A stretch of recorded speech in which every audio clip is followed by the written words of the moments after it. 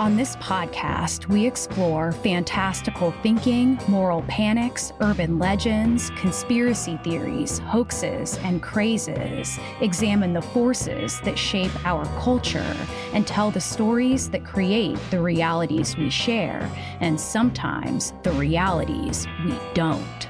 I'm your host, Chelsey Weber-Smith, and this is American Hysteria. I had made a grilled cheeses. A cinnamon bun which bears an uncanny resemblance to Mother Teresa. It's impossible for an image of Jesus to appear in a tortilla. Well, it's kind of hard to say whether it's real or not, but I think it is. I think everyone's been waiting for this, and it's about time.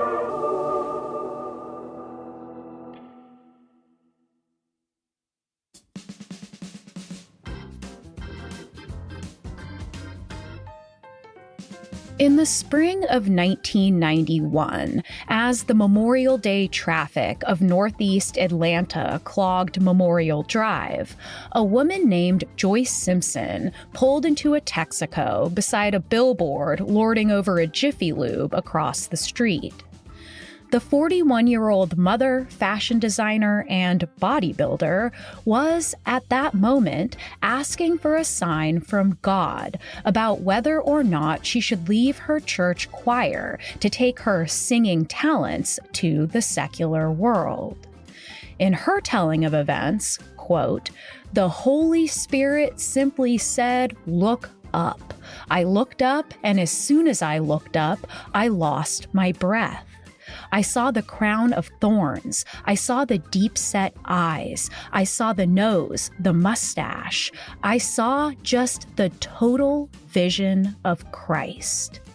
But the total vision of Christ had not appeared to Joyce in rolling white clouds or the shape of faraway hills.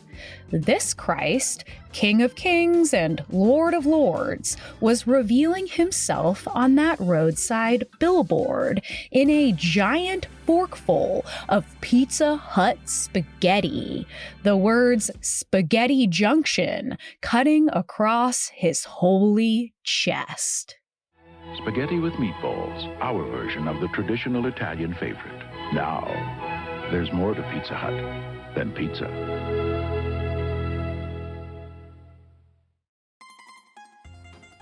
Around the time of Joyce's revelation, Pizza Hut had placed dozens of new billboards around Atlanta, advertising lunchtime deals on pan pizzas and pasta, including their $1.29 spaghetti. It was a pretty unremarkable act for a fast food empire, but Joyce was moved by what she saw within the saucy strands of oregano-flaked noodles. She brought her daughters to the billboard, and they saw the Son of God themselves, as did a local sheriff she knew who lived on their street. But it took him 45 minutes of head cocking and squinting until he too became a believer. Wanting to spread the good word, Joyce called up her local paper, the Atlanta Constitution, to report what she had seen, and found out that several other people had already done the same. The newspaper printed a story on the phenomenon the next day, and from there, hundreds and then thousands flocked to Memorial Drive to wonder at Spaghetti Jesus, and perhaps even to be blessed by his miraculous image. Would you admit this is an odd place to see this vision? It's very odd, you know. But it lets you know that Christ is everywhere. God is everywhere, you know. He's real. You ask, you get. But, of course, there were many doubting Thomases who found the whole thing utterly ridiculous, and it led to jokes on all the popular late-night talk shows, radio shows, and smirking news reports. There were those who saw something, maybe, but it looked more like Jim Morrison or Willie Nelson or John Lennon. Cartoonist Phil Frank drew his version of the Spaghetti Jesus billboard for his Farley comic that week, ending it with the character of Little Olive asking her dad, "Did we have a religious experience?" To which Farley replied, "Maybe, but we'll definitely have lunch." A man named Jerry Padovano, who worked at the transmission shop by the billboard, told another local newspaper, quote, "I'm Italian, man, full-blooded. I'm hungry all the time. When I see a spaghetti, I'm ready to eat." Pizza Hut denied sneaking Jesus into their piping hot pasta pic. The stock photo was pulled from the restaurant chain's archives by Austin Kelly Advertising, Inc., who handled the Atlanta campaign, with director of PR Colleen Novak expressing surprise at the whole affair. She said she couldn't make out the image herself, quote, "unless Jesus looks like a Muppet." But nonetheless, traffic continued to jam the area of the billboard for weeks, and identifier Joyce Simpson received hundreds of letters and calls from all over the country, telling her they felt blessed for just having read about Spaghetti Jesus in the newspaper. Reportedly, the Jiffy Lube beneath the holy advertisement saw its business soar, blessed, if not by Spaghetti Jesus, then by this strange spectacle of faith so common in the United States, and the mass pilgrimages that sometimes follow.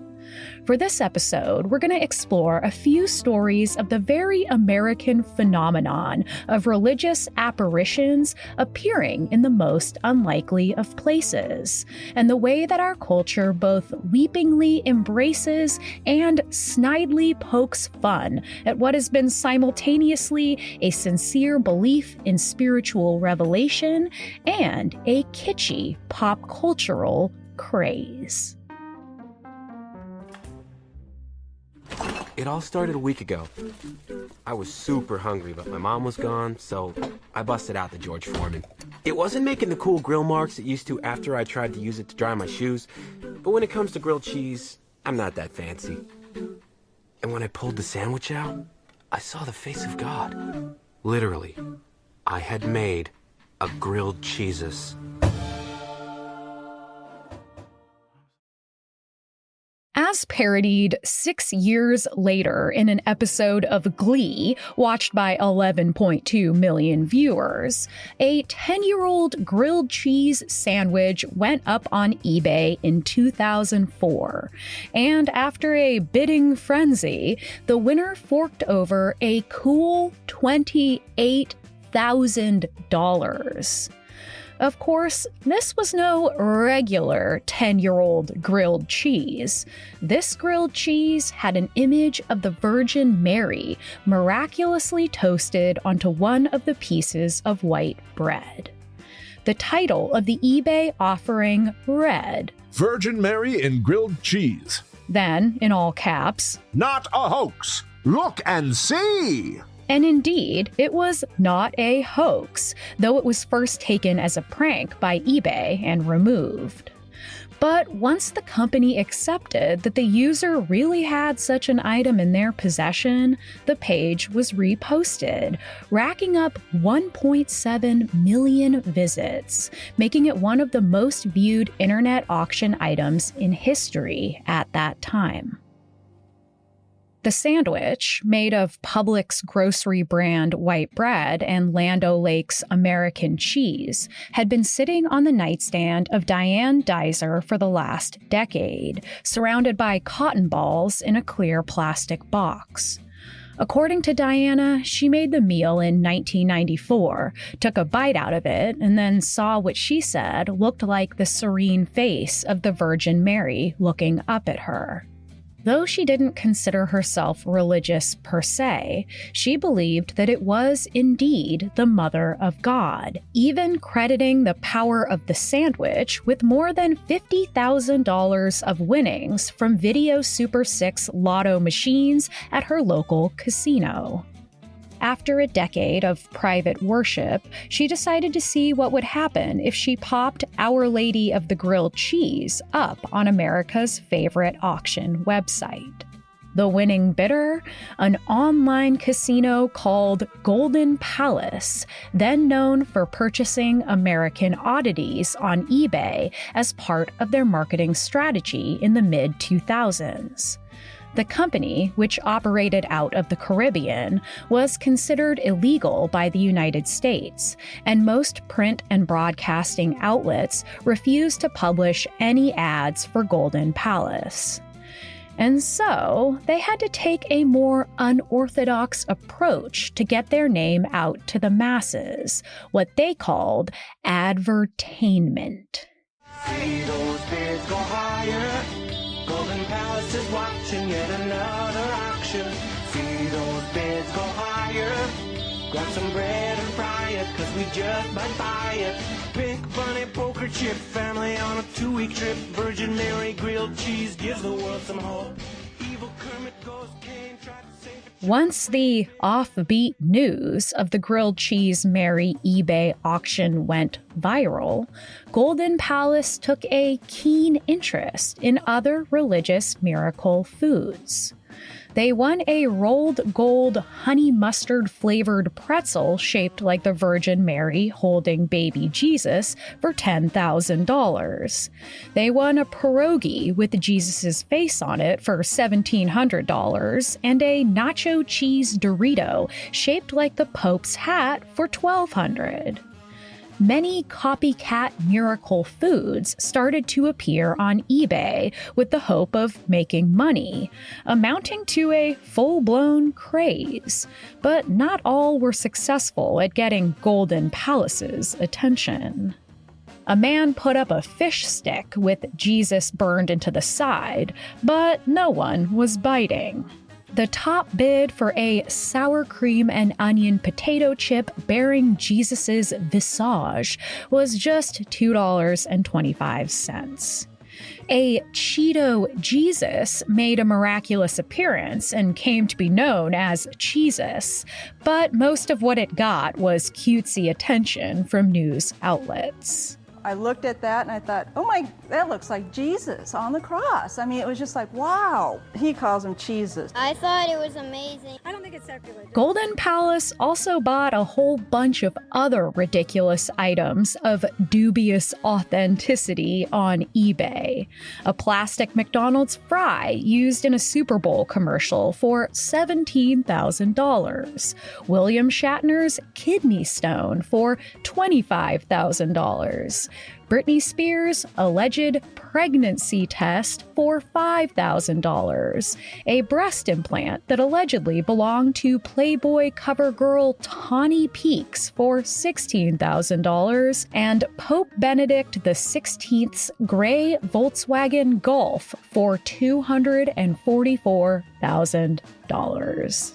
They placed the winning bid for a woman auctioning off her forehead as advertising space.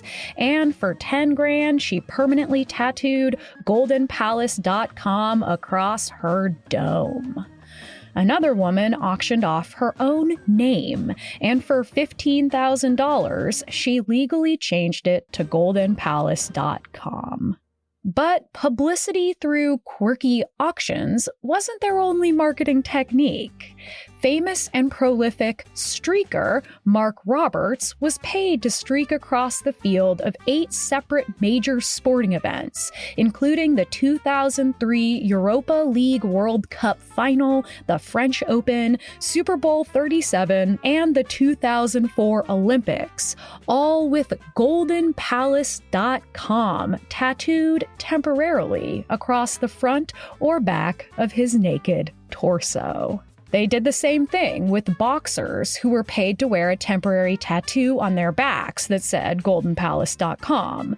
They paid all 3 guests on an episode of Celebrity Boxing, remember that show, Tanya Harding, Todd Bridges, and Danny Bonaducci to fight with the website name tattooed on all their backs with henna. They bought the naming rights to a new species of monkey for $650,000, and they chose Calicebus auripalati, the second Latin word translating into of the Golden Palace. Throughout their wild marketing blitz, the company, who did donate much of the profits from their tours and events to charity, claimed to have created $30 million in ad value out of the couple million they ended up spending. But by 2006, Golden Palace would be relegated to the fringes of the internet, as a far more extensive gambling ban went into place in the United States. However, the grilled cheese Mary took on quite a life of its own after Golden Palace made it a star. It was rumored to have its own agent in Los Angeles and got profiled in many of the most popular publications. The merch was hot. There were Virgin Mary grilled cheese t-shirts, Christmas ornaments, stickers, framed prints, and trading cards. The sandwich met Daryl Hall, Steven Seagal, and Penn and Teller.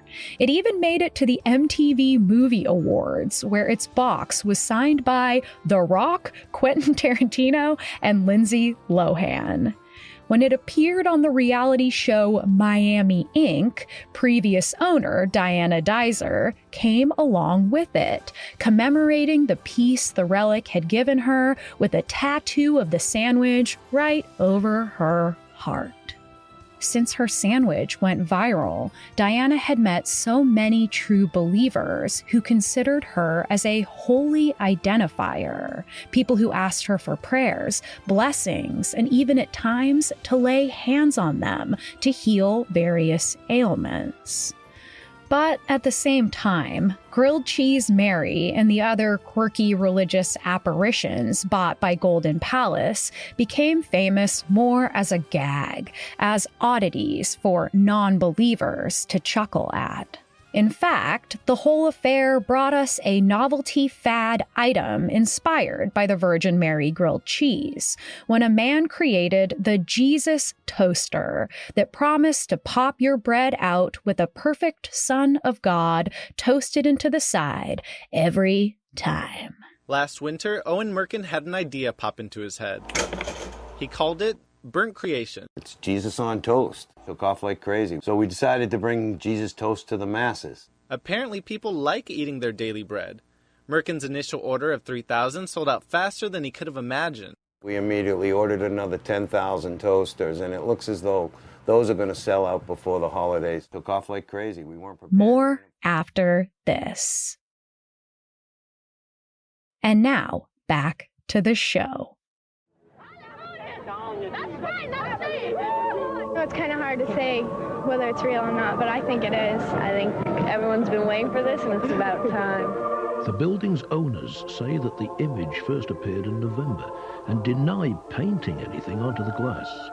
Crowds have turned the street into a shrine, convinced that the image is a message from God. I think it's a sign, you know. Did you ever see anything like this before in your life? The church is urging caution, but some people are still overcome by the whole experience.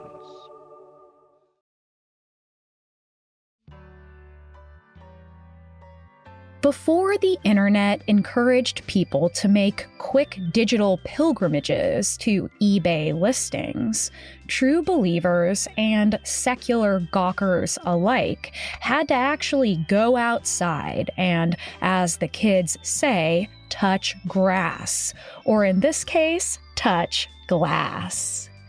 In mid-December 1996, a woman approaching the office building of the Seminole Finance Corporation in Clearwater, Florida, noticed something strange on a section of its huge bronzed glass windows. Rising 60 feet above the unmajestic gray pavement parking lot below was a vibrant, reflective rainbow swirl reminiscent of an oil slick. It stretched across several of the massive panes of glass and, when seen from a distance, appeared in the classic shape of the Virgin Mary. the customer called up the local news, which rushed to the scene to cover the story. And by the end of the day, 1,000 locals were gathered in the parking lot, some praying on their knees, others weeping and asking to be healed, placing their raised palms to the glass and kissing the window. By the second day, 10,000 people made their way to the parking lot. Then the story went out across the entire country via the Associated Press, and specials aired on CNN, ABC's World News Tonight, and The Today Show. According to police, Christmas week brought up to 80,000 people a day, which included a racially diverse population of all religious faiths: Catholics, Protestants, Jewish people, atheists, and even some Hare Krishnas. The local government soon took action. They put up signs along the highway, brought in 6 portable toilets, and set up mobile command centers for first responders. The fire department maintained a presence at the site since the large number of candles set out in front of the building kept sparking small fires. But that wasn't enough. Soon, a formal group was assembled by the city, and they were dubbed the Miracle Management Task Force. When all was said and done, the local government had to spend the equivalent of $83,000 to accommodate this international pilgrimage. Of course, it didn't take long before the hucksters showed up to the Seminole Finance parking lot, setting up makeshift stands to hawk their gloriously tacky wares. The miracle image was printed on postcards, keychains, and picture frames. Someone set up a tent and airbrushed thousands of t-shirts on the spot with the words, "I believe the miracle" on US 19. Next door to the Seminole Finance building, the Pelican Car Wash and Quick Lube started selling their own t-shirts with the words "Christmas 1996, Virgin Mary Miracle" with a picture of the windows, one of which I actually found and bought off eBay, but tragically, it is comically large on me. Newspapers wrote about a guy who sat all day in a plastic chair waving a cast iron frying pan in the air, explaining that his miracle medal showed the whole nativity scene. Another man arrived one day with a sign that said, "I kid you not, I have Tickle Me Elmo dolls," referring to the hottest fad toy of 1996 that had been causing riots at department stores. For more on that, check out our ancient episode called Toy Riots. For whatever reason, police asked this man to leave the property and he refused, so he was arrested. No word, though, on what happened to the Tickle Me Elmo dolls, but I like to think they were raptured into heaven, where they belong.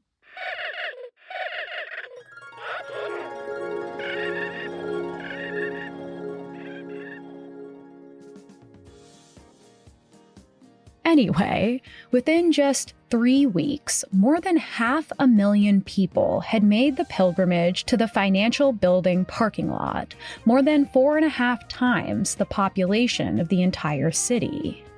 Some visitors claimed to be miraculously healed, others fainted right there onto the sidewalk. Believers built shrines and brought gifts like flowers, candles, fruit, and dollar bills.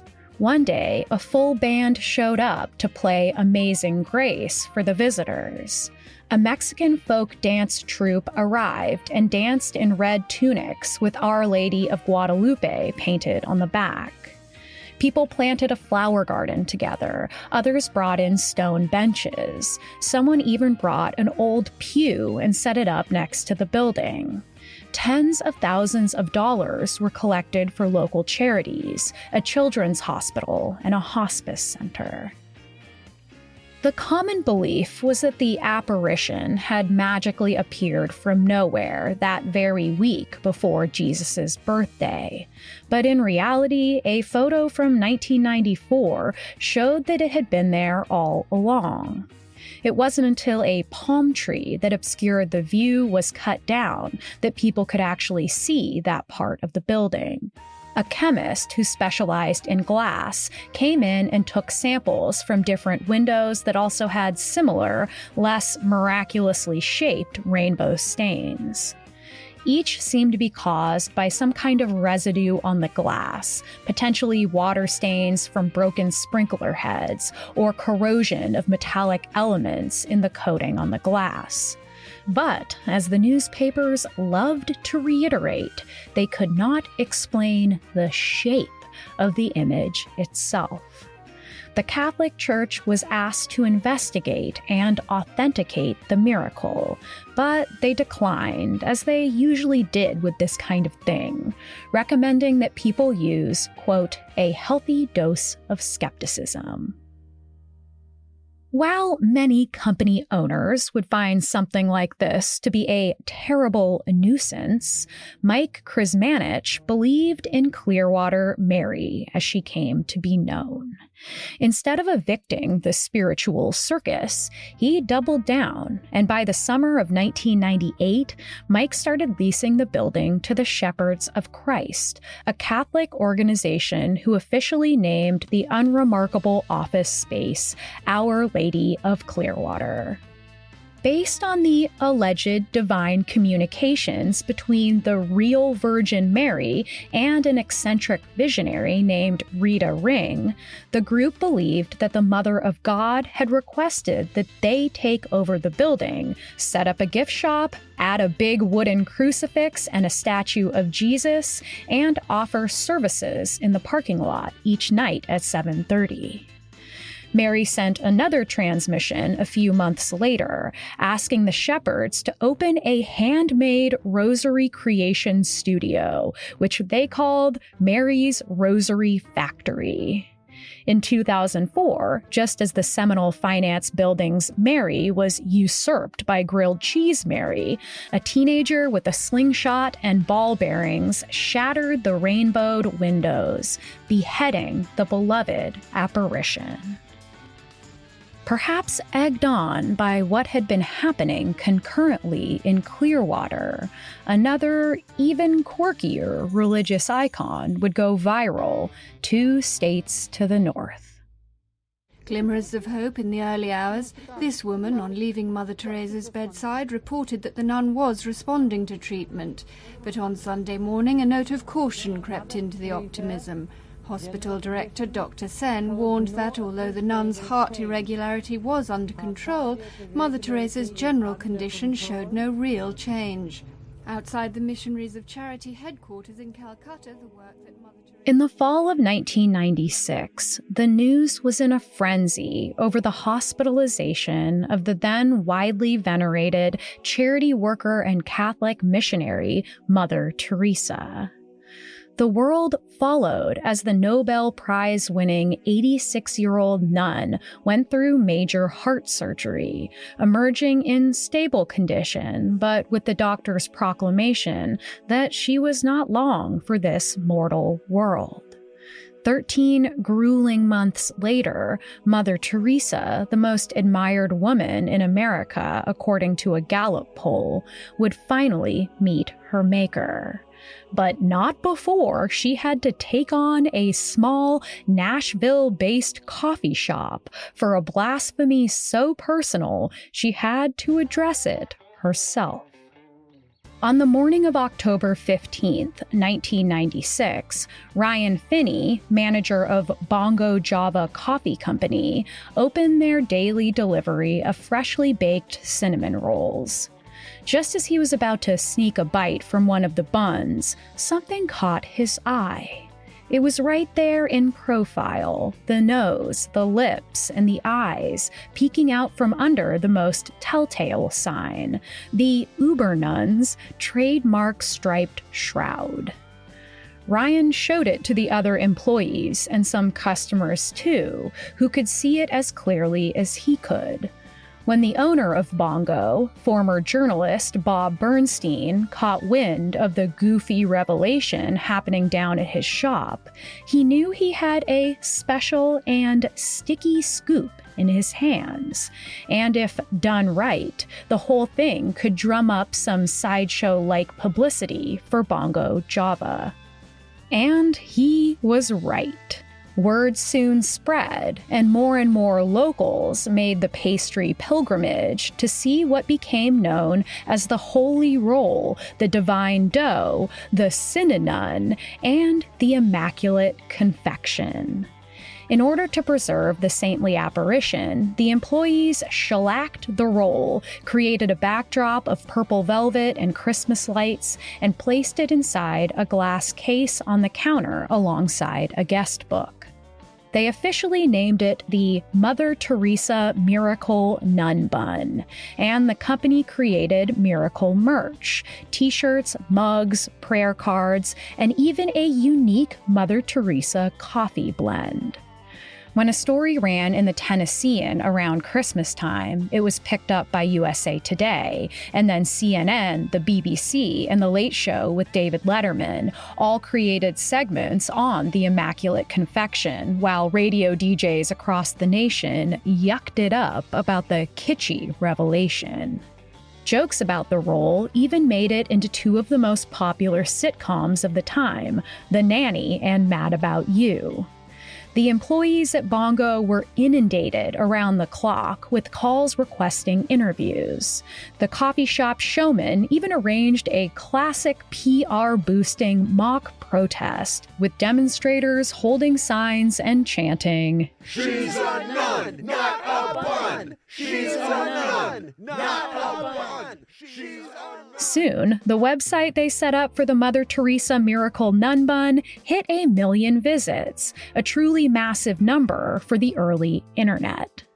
Crowds have been flocking to a coffee shop in Nashville to witness another miracle, a cinnamon bun which bears an uncanny resemblance to Mother Teresa.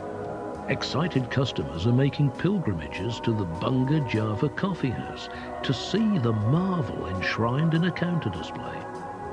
Now the coffee shop's owners hope the nun bun will also work miracles on their bank balance. When Bongo received a phone call from a man claiming to be Mother Teresa's attorney, the staff thought it was a prank. But Jim Towie, Esquire, was the real deal, and he let Bob Bernstein know that his company must cease and desist using the name Mother Teresa in relation to the cinnamon roll, and that they must no longer profit from her confectionery likeness on merchandise.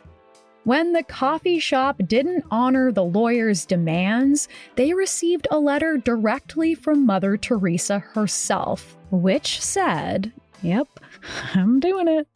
My legal counsel has written asking you to stop. Now I am personally asking you to stop. I do know that you have not done anything out of ill will, and so trust that you will understand and trust my wish. God bless you."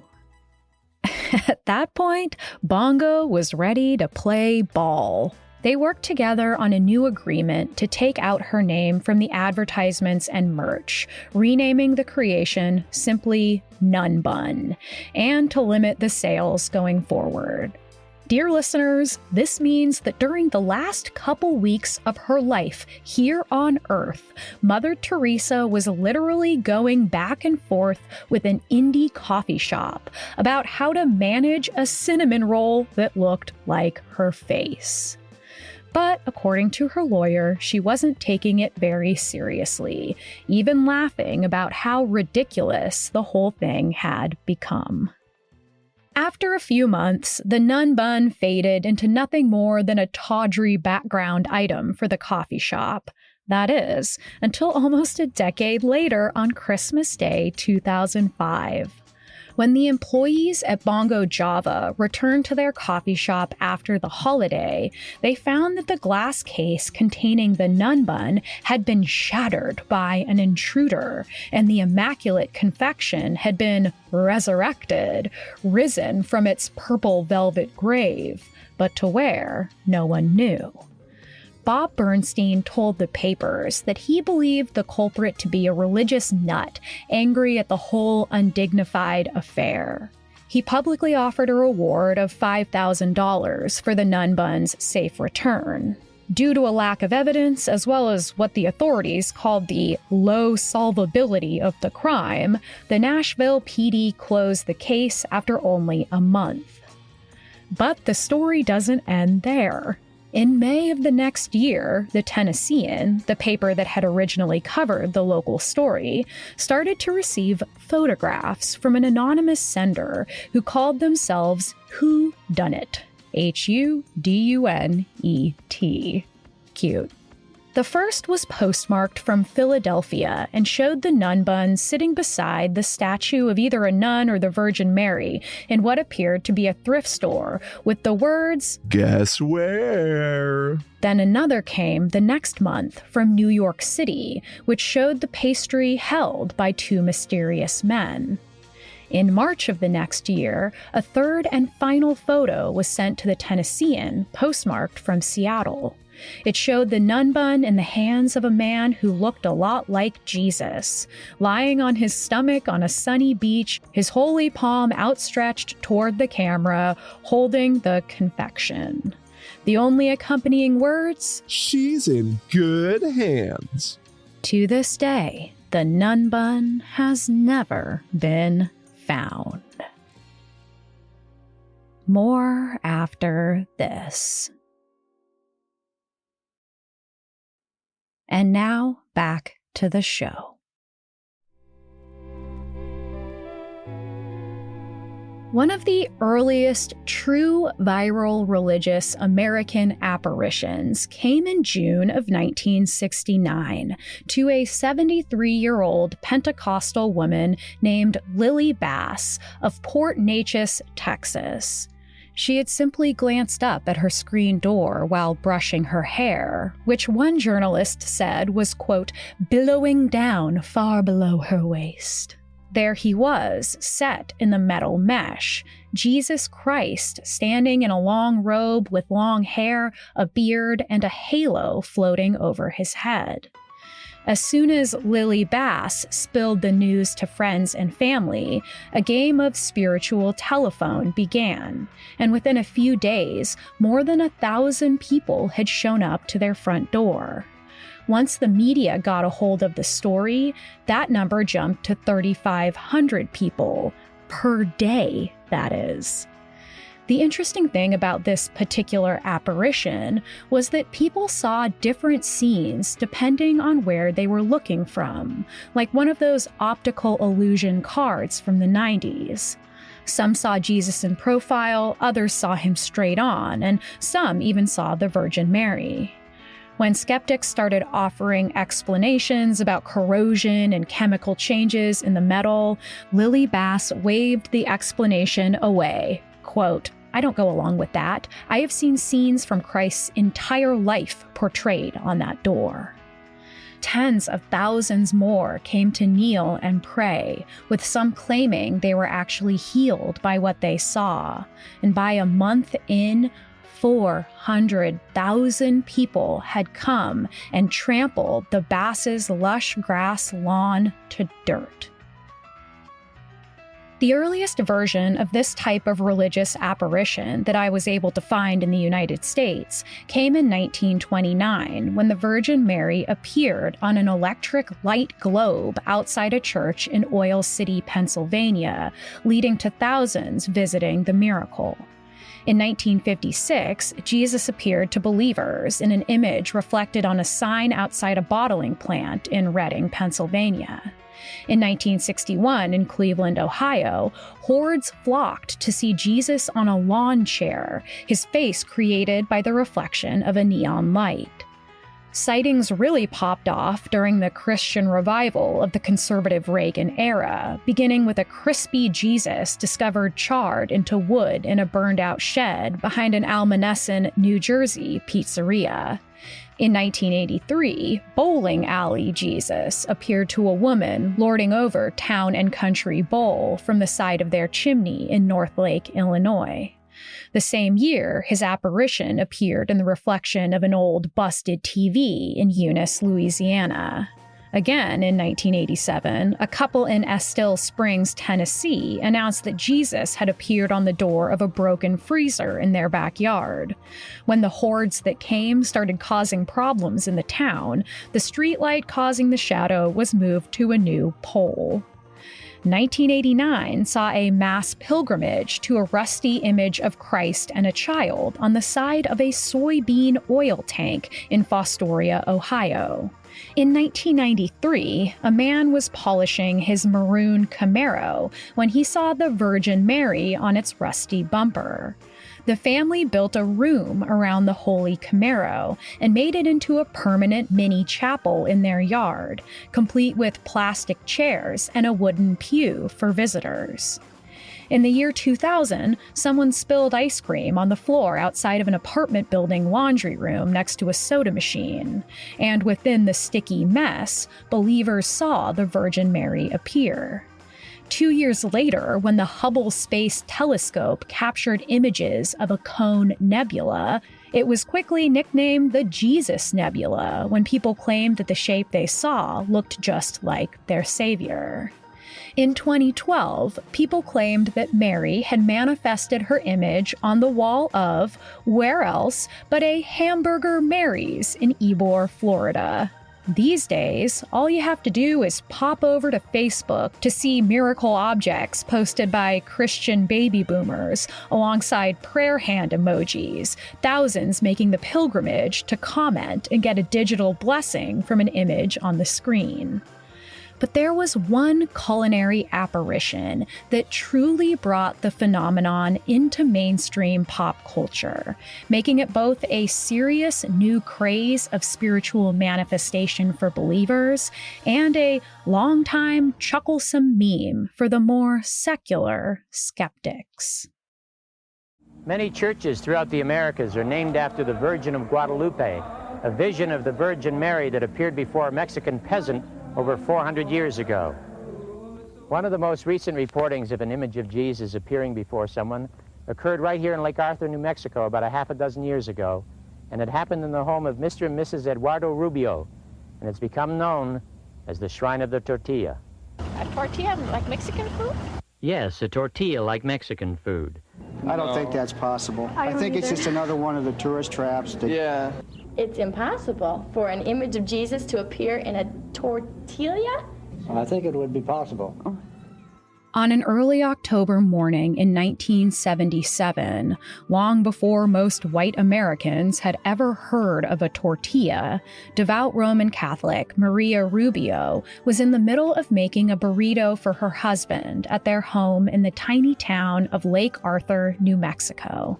The 37-year-old mother of four had just fried up one of her homemade tortillas in her skillet, but as she rolled up the beans and scrambled eggs, just as she did every day, she noticed something different.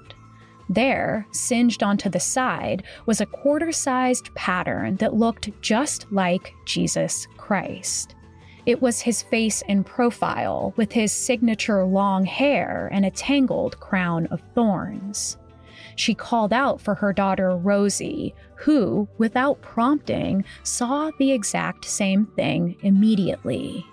When Maria went to wake up her husband, telling the still half-asleep Eduardo Rubio about what she and her daughter had in their possession, he chuckled and rolled over, saying that they were crazy. But then, after shuffling into the kitchen, he saw it too.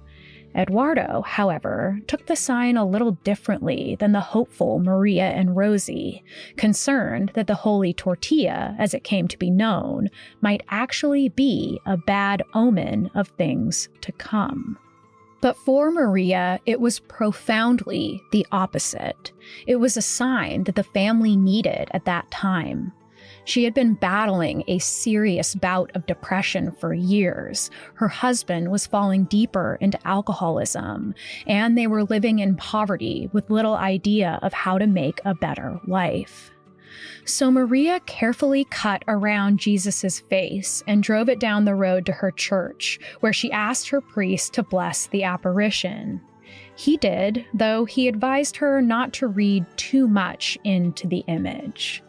Nonetheless, it seems that the priest may have been a bit of a miracle gossip, because, as Rosie tells it, when she returned home from school that day, a large crowd had formed in her yard, and inside, dozens bowed their heads to inspect the tortilla. Maria decided to display Tortilla Mary on her dining room table, surrounded in a ring of flowers and set inside a glass case on top of a bed of cotton balls. During the week that followed, cars lined the rural block as hundreds of people made the pilgrimage to the Rubio's modest home. When the national news got a hold of the strange story, thousands and thousands of people began coming from all over the country, as well as from Mexico and as far away as London. Believers prayed over the tortilla, lighting votive candles and asking the Lord for help. Some even claimed to be healed of their ailments. The Rubio kids, unable to shove their way through the crowd, took to entering their own house through a window. The family eventually just left their door unlocked all the time, allowing these strangers to come and go as they pleased. As the months passed, some visitors started acting like Maria was a spiritual visionary, while others thought she was a lunatic, or worse, a fraudster out to make money off a roadside attraction hoax. In reality, people were leaving donations, but Maria, tortured over the morality of the whole thing, tried desperately to figure out where to send the money, even though the family needed it themselves. She did not want to profit. She simply believed that it was her job to reveal this miracle to anyone who wanted to bear witness. As the stress became more and more intense, as more and more people came asking for her to pray with them, to hear their deepest pain, and even to heal them, she grew concerned that Eduardo had been right, that this was a curse, not a blessing. Eventually, the family couldn't take the never-ending stream of visitors that even after 7 years had not dried up.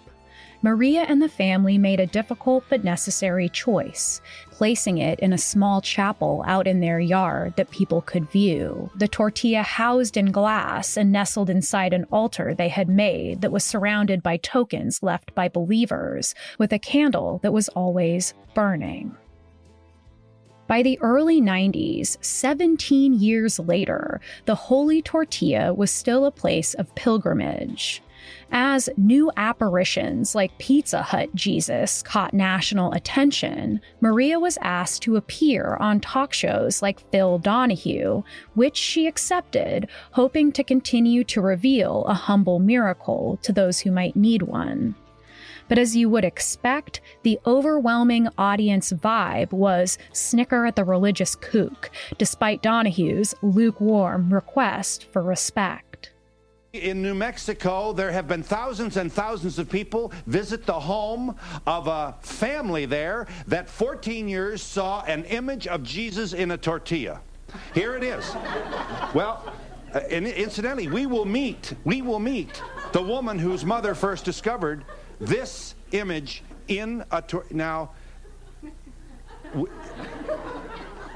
are the people who make these claims not entitled to our respect, including Jim? Maria's daughter Rosie was the one who did most of the talking on the show, since her mom spoke very little English. And in the video, you can see Maria gripping onto her daughter's hand for most of the segment, and it makes me really sad.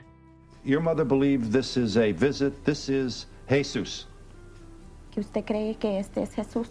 Que vino, mandó un mensaje a nosotros. She believes that he came to us to send a message. After Donahue, Maria was done with public appearances, but Rosie continued to carry the tortilla torch, reaching the top of the talk show food chain, the Oprah Winfrey Show. But Oprah, too, treated the whole thing as a bizarre sideshow attraction. Believers did continue to trickle in over the years. That is, until 2005, when the strength of the holy tortilla finally gave out and it crumbled into pieces, forever obscuring the bearded face that both changed the lives of a humble rural family forever and cemented the apparent hilarity of religious apparitions in American popular culture. God. Yes. He isn't in heaven. He has to be somewhere. Try New Mexico. I hear he's on a tortilla. No, he's not on any flatbread. So I figure I should just try to live right and worship you in my own way. Homer, it's a deal. Now, if you'll excuse me, I have to appear in a tortilla in Mexico.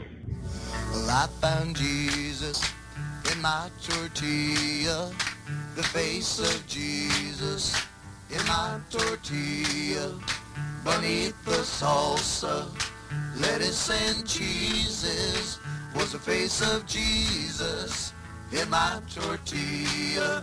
Oh, good Lord, I knew it. Oh, I swear I knew it. More after this. And now, back to the show. Now, the human tendency to identify forms and patterns in ambiguous and random stimuli is known scientifically as pareidolia. It's one of those cognitive biases left over from our time as hunter-gatherers, a survival mechanism that helps us process faces within an instant, whether they are happy or angry, safe or dangerous. Because our brains have this better safe than sorry compulsion, this cognitive process extends to things that look even remotely like a face, just in case.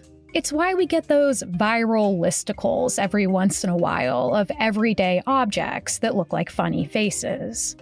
When it comes to religious pareidolia, the answer is simple. Our ancient cognitive biases are processed through our cultural understanding of the world, hence why cultures steeped in Christianity often see Jesus, Mary, and Mother Teresa, but why some of us see familiar cartoon characters or pop culture icons. It seems that pareidolia also extends beyond faces.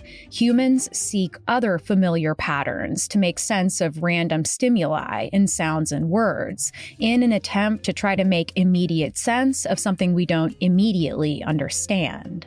Interestingly, scientists who study the phenomenon have uncovered evidence that concepts of morality play a role in pareidolia as well.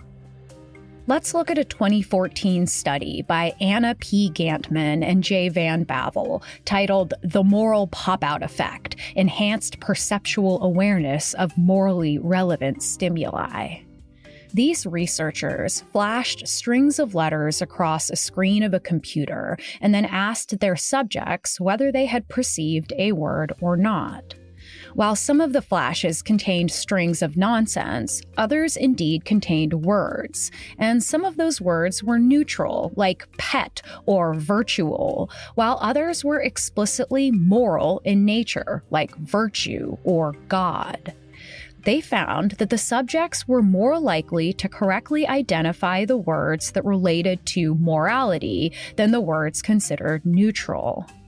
The researchers surmised that moral content gives a boost to ambiguous stimuli, what they deemed the moral pop-out effect.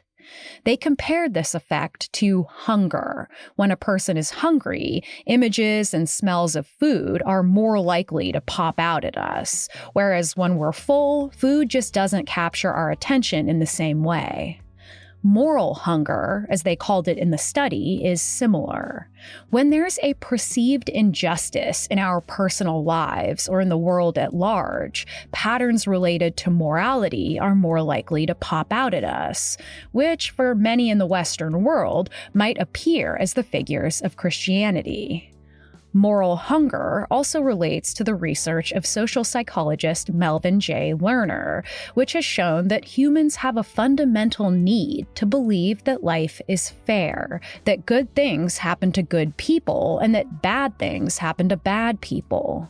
When the world shows us how unfair and cruel it can be to us or to others, we become attracted to patterns we believe can set things right and help the world become just, whether it be on a small scale or a far grander one.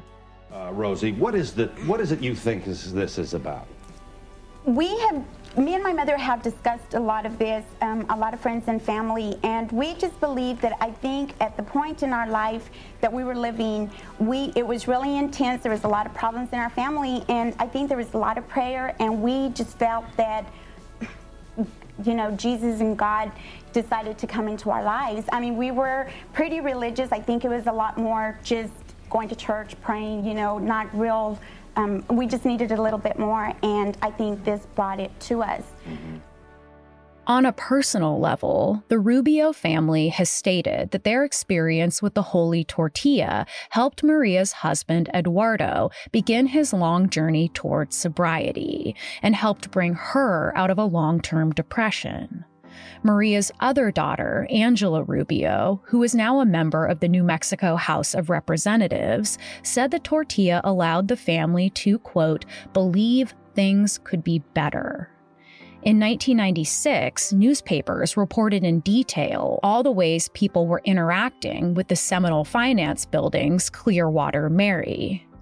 A woman named Anita Hares made the trip to pray for her mother, who had disappeared 10 years before, the case remaining open and unsolved. Quote, I'm here because I believe. If this can appear up here like this, then my mother can reappear. Others offered poems of desperation to the Virgin Mary, like this one. The pain eats away at me, but I cannot cry. I hurt so much, I can't feel. Some left photos of loved ones who were gravely ill, or photos of loved ones who had passed away. They left letters too, many with lines like this one. We will see you in heaven someday. Maria Rubio's daughter Rosie once recounted that a visitor to the shrine of the Holy Tortilla told her she had always been looked down upon because she was Mexican American and lived in poverty. Quote, she believed Jesus had appeared in a poor person's house to show people are all the same. Maria once told the press through a translator, quote, I tell them my message. I believe I must show my faith because I believe the appearance of Christ is a message for all to unite with each other and become brothers and sisters, to get together and stop fighting among themselves. Joyce Simpson, who identified Pizza Hut's Spaghetti Jesus back in 1991, expanded on what the vision meant to her. Quote, the really touching thing is I live in Stone Mountain, which is the Ku Klux Klan capital of America. The most important thing is that I saw Black people and white people hugging and praying together, and people were on their knees praying together. I guess the world just needed a miracle. While the religious apparitions that we've talked about today certainly seem to appear in clusters sometimes, try as I might, I couldn't figure out any kind of socio-political reason why they crop up when they do. And I think that makes sense, because at any given point in our troubled American history, many, if not most of us, could really use a miracle. When it comes to religious figures appearing in places as unassuming as a forkful of spaghetti or on a grilled cheese sandwich or on the side of an auto loan company, of course it's easy to make fun of something like this. That's why there have been so many parodies, so many satirical versions, so many late-night comedy jokes, snide radio DJ comments, and kitschy advertising gimmicks. When I started researching this episode, that's where my head was at too, as you might have been able to tell. But it slowly dawned on me that there's nothing particularly stupid or gullible about hoping for or even believing in a sign of something in the great beyond that might be able to help us, especially during a difficult time in our lives or in the world at large. The truth is, I would love to get one of those, a sign I could reach out and touch or even hold in my hands. And on a personal level, isn't it really the same thing that I've hoped for so many times, of getting an impossible sign from someone I love who's passed away, even though I don't hold much of a belief in the afterlife? You know, a well-timed entrance of a meaningful animal, a gentle visit in some technicolor dream, or a particular token of the past that appears somewhere that just doesn't make sense. And on the largest scale, for those of us who live without religion, those of us who are in desperate need of hope, especially right now, what do our miracles look like? What do we make our pilgrimages toward? What brings us to our knees? What heals us? What lies beyond our jokes and memes, our sarcasm, our irony? Can we find something sincere to believe in? How can we create small, humble miracles for each other, ones that, if we are all willing to believe in, could add up to a miracle beyond our wildest hopes, writ large, bringing the masses together, each with an ambiguous pattern we work to make sense of, burned onto the sides of our unassuming hearts. Your own personal Jesus, someone to hear your prayers, someone who cares. Your own personal Jesus.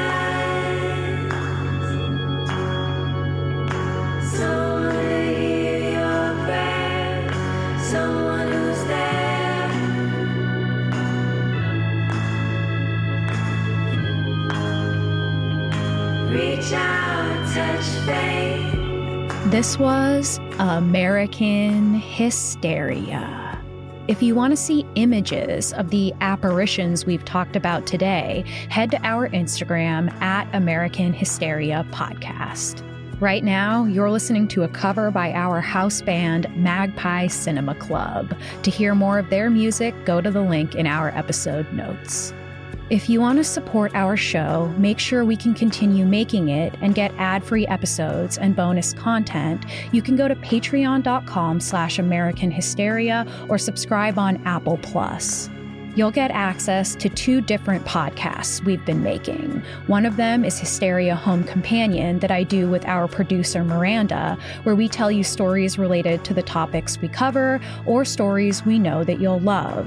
The second one that just started is called Dispatches from the Field, where I talk in an unedited stream of consciousness for an hour about the most interesting stories from my personal life. So if that sounds good to you, go to patreon.com/American Hysteria or subscribe on Apple Plus. If you go to AmericanHysteria.com, you can pick up some of our merch. All the profits continue to go to the Samir Project, a Palestinian-led mutual aid group on the ground in Gaza, delivering food and supplies to displaced families. While you're at AmericanHysteria.com, you can also leave us a message on the Urban Legends hotline about a tale that you remember from growing up or one you've heard recently, and we might do an entire investigation about it. American Hysteria is written, produced, and hosted by me, Chelsey Weber-Smith. Our producer, editor, and a member of Magpie Cinema Club is Miranda Zickler. Our associate producer and sound designer is Riley Swedelius Smith, and our voice actor is Will Rogers. Thanks, as always, for listening, and I want to let you know that one of the most important signs of hope that I've ever received is all of you. Feeling unknown and you're all alone. Flesh and bone by the telephone. Lift up the receiver, I'll make you a believer.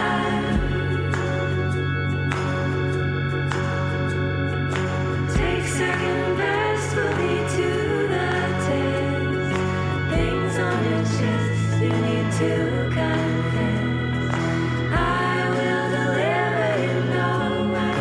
Reach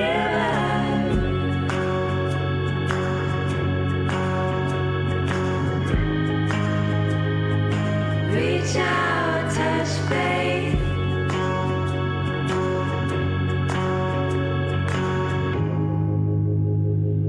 Reach out.